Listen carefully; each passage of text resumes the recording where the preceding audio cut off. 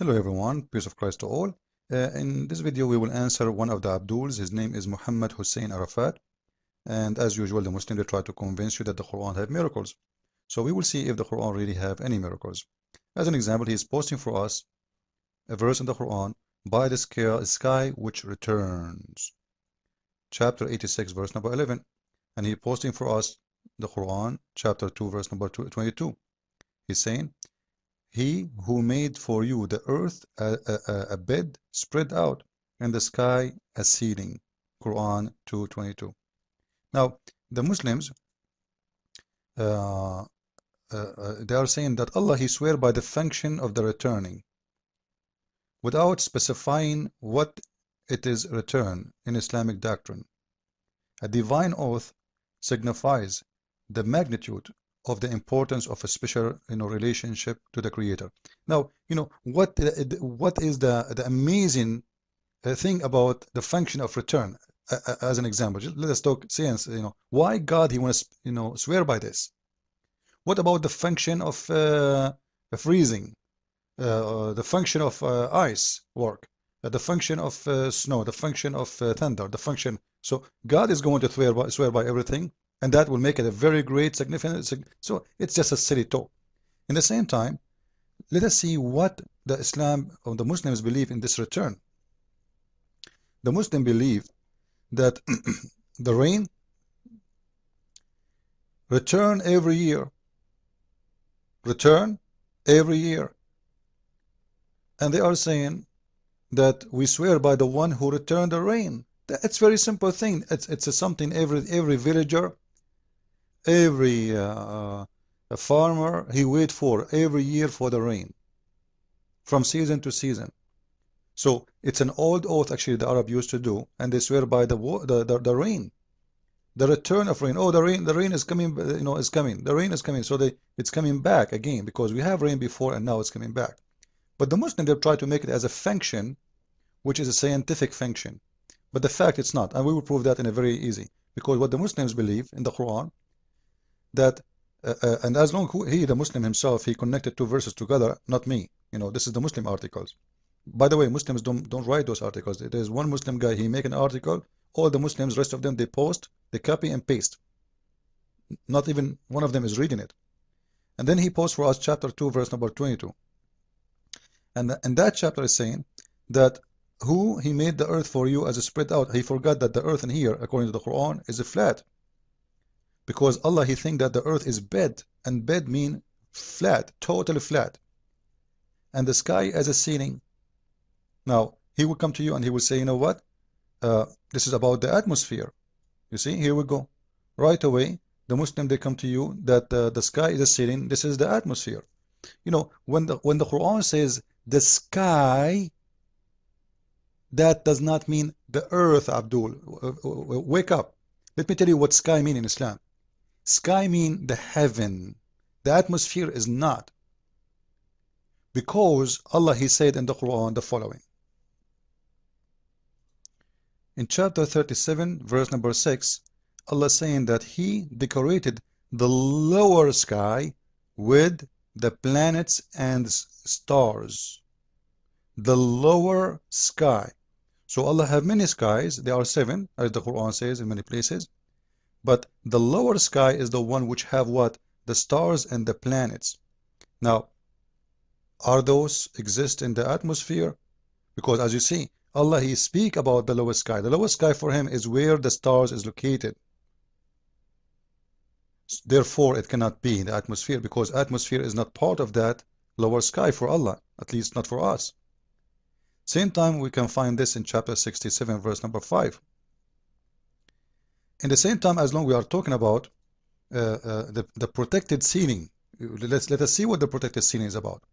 The Muslims, they try to fool us with those protected ceiling. They will say this is the atmosphere. The fact, it's a very silly, stupid argument, because what the Quran is speaking about is something coming from fairy tales.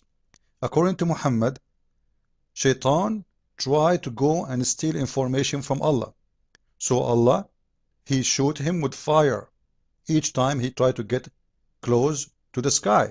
So the one is protected is the sky, not the earth. You see the atmosphere protecting the earth. The Quran saying the one is protected is the sky. It is the opposite.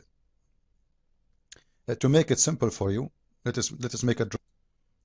Let us say this is the earth, and in the other side we have, let us say, the sky. You know,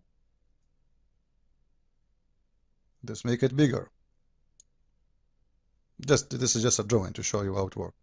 So what Allah is saying, that the one is protected is the sky. The Satan, he cannot go out to the sky. Each time he try to go there, Allah will shoot him in his ass with a blazing fire.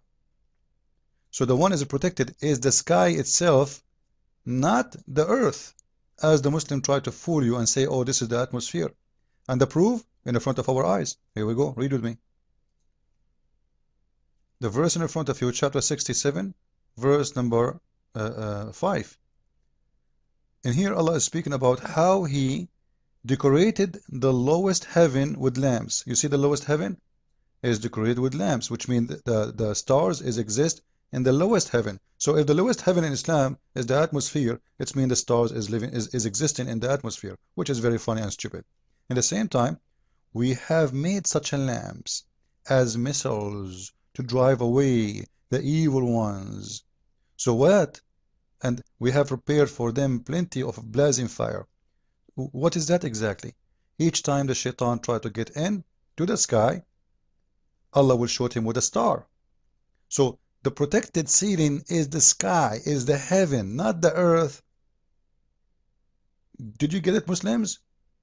The atmosphere works in the opposite way. The atmosphere protecting the earth from what is coming from the sky. What the Quran is saying is the opposite, and it's specifically about the stupid shaitan. When the shaitans try to go out, Allah will shoot him in his ass. And you know what? We can prove that in many verses too, not only this one. Let us go to different verse. What about this one? Chapter 15, verse number 18. Let us see what exactly this verse is about. And by the way, you can choose any translation for you want. All of them, they are the same. Stupid translations, stupid Quran, fairy tale stories. Here we go.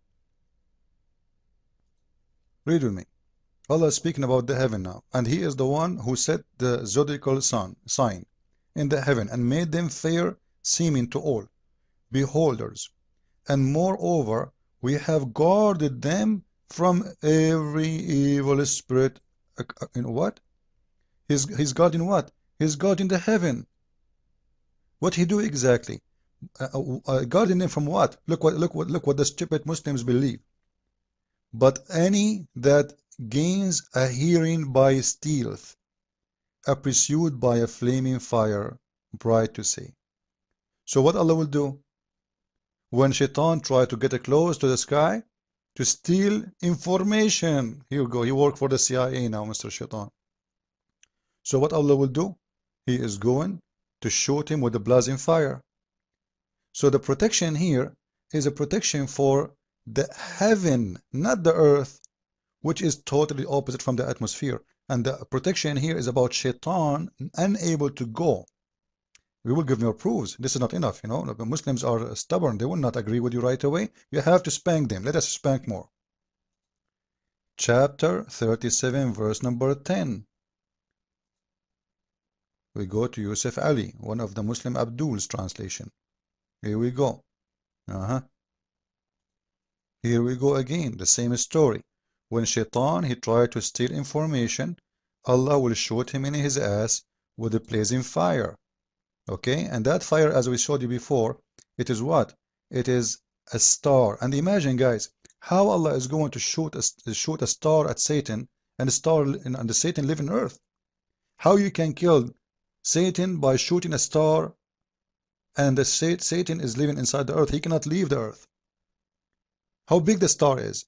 How a star can enter the earth and kill only Satan without destroying us. It's just a stupid talk. It's a fairy tale. Let us continue more.